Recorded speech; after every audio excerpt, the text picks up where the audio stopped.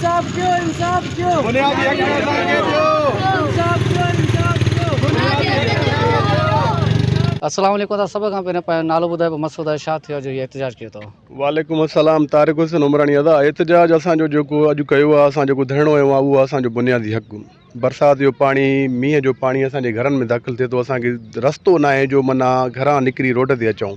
असां रत दरे जेकी क़यादत आहे, हे डिस्पोज़ल जॾहिं लॻे पियो, सॼो क़यादत ॾिसी वई त वाक़ई हिननि सां वॾो आज़ार आहे। ऐं उन्हनि इहो वाइदो बि कयो हुयो त इनशाला तव्हांखे 2-3 ॾींहंनि में ठाराए ॾींदासीं, पर साल खां 2 साल थी विया आहिनि, रोज़ असांखे आसरा मिलनि था, ठही कोन थो मिले। ॾिसो, हीअ बुनियादी हक़ आहे। को मुंहिंजी नौकिरीअ लाइ को मां रस्तो बंदि कोन कयो आहे, या को कब्ज़ा ग्रुप मनायां जो कब्ज़ो थो कयां था, मूंसां नाजाइज़ी थी आहे, मां हिकिड़ो एहतजाज कयो आहे। हीअ मुंहिंजो हिकिड़ो बुनियादी हक़ आहे।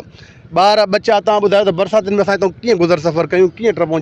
जो कोई माण्हू तो टपे थो, सो वञी किरे थो। चंपलियूं असांजूं हथनि में आहिनि। बरसाति में जॾहिं बि शहर जो पाणी खे रस्तो आहे कोन, ड्रेनेज सिस्टम ई ठाहींदा, हिकिड़ो किनो खूह डिस्पोज़ल जेको लॻाईंदा, उनखे बि दॻ आहे कोन।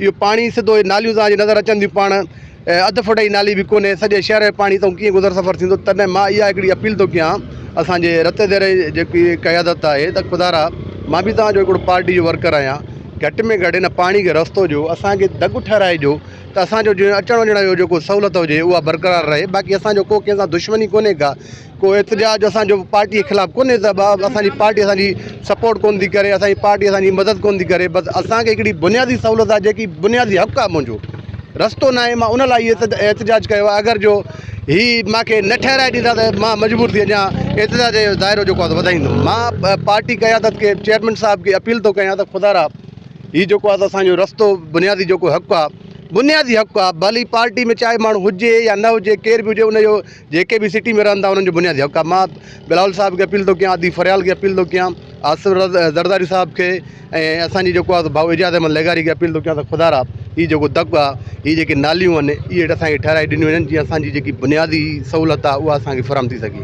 नालो छा आहे तव्हांजो? साईं, असांजो नालो अब्दुल्ला बिरोही आहे। असांखे तक़रीबन 10 साल थी विया आहिनि पाण ते बिरोही आहियूं, पाण हिते वेठा चांदनी चौक ते। चांदनी चौक ते तक़रीबन बोरवार सिला में भी हे रोड, हे घर बराबर है।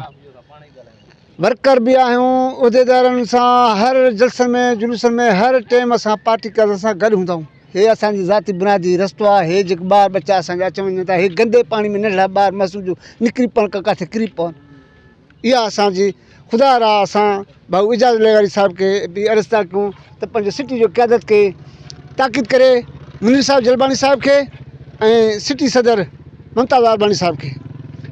ॿियनि महल में हज़ार कमकार थियनि था, राति ॾींहुं कमु हलनि था, माना हे महलो हिननि खे नज़रअंदाज़ थियल आहे। छो असां भाऊ एजाज़ साहिब खे गुज़ारिश था कयूं, महिरबानी करे मुनीर साहिब खे ताक़ीद करे, ममताज़ अरबानी खे ताक़ीद करे, फ़ौरन घुराए हिते ॾेखारे वञेसि त हिते हशर कहिड़ी आहे गंदे पाणी में। जी, तव्हांजो नालो छा आहे? अदा, मुंहिंजो नालो मंज़ूर रहंदा। जी, मां हितां जो रहाको आहियां। मां पैदा ई हिन कॉलोनी में थियो आहियां। जॾहिं खां थियूं असां स्कूल खां अचूं था, हे दर आहिनि असांजा, हो घर आहिनि। जॾहिं खां असां अचूं था, इहे पाचा मथे, बरसाति मथे, नालियूं त ठहियल आहिनि, पर नाली खे रस्तो न आहे। उहो ई पाणी असांजे घरनि में दाख़िल थिए थो। असांजी तव्हांजे चवण जो मक़सदु आहे, पुट सरो हीअ असां ॾेखारियो, अचो 1 मिंट।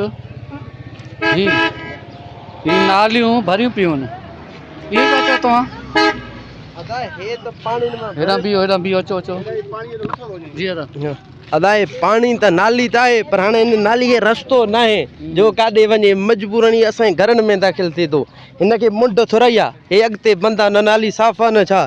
इहो पाणी त बंदि थी असांजे घरनि में, असांजे उहो अंदरि घरनि में असां एतिरो बि न आहे जो रस्ते खां टपी अची हिते रोड ते अचूं।